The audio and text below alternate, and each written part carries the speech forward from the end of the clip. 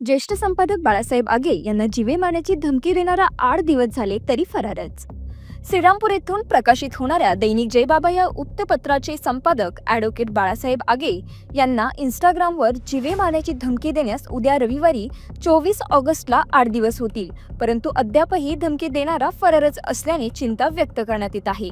संपादक आगे यांना धमकी देणारा आरोपी गणेश मुंडे याने साथीदारासह 7 जूनला जामावावर सिनेस्टाईल पिस्तूल रोखले होते. त्याचे वृत्त जयबाबाने प्रसिद्ध केले होते. त्यानंतर नशेच्या इंजेक्शनमुळे शहरात गुन्हेगारी वाढत असल्यासंबंधी जयबाबाने 9 जूनला जनजागृती करणारे वृत्त प्रसिद्ध केले होते.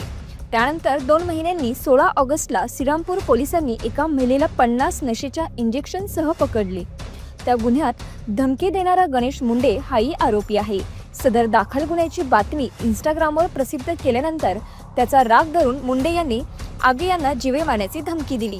त्यानंतर जिल्हाभरातील पत्रकारांनी तसेच श्रीरामपूर येथील सर्व पत्रकार संघटनांनी जिल्हा पोलीस प्रमुख सोमनाथ खारगे यांना भेटून निवेदन दिले. आरोपी फरार असल्याने आगे यांच्या जीवितास धोका होऊ शकतो, म्हणून त्यांना संरक्षण देण्याची मागणीही पत्रकारांनी केली.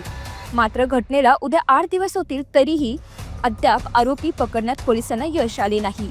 शिवाय आगे यांना संरक्षणही देण्यात आलेले नाही. त्यामुळे पत्रकारांमध्ये तीव्र चिंता आणि संताप व्यक्त करण्यात येत असून 2 दिवसात याबाबत पोलिसांनी ठोस पाऊल न उचलल्यास पुढील आंदोलनाची दिशा ठरवण्यात येईल, असा इशारा श्रीरामपूर पत्रकार संघ, श्रीरामपूर प्रेस क्लब, श्रीरामपूर मराठी पत्रकार संघ, मराठी पत्रकार परिषद यांच्यासह अहमदनगर जिल्हा पत्रकार संघाच्या वतीने देण्यात आला आहे.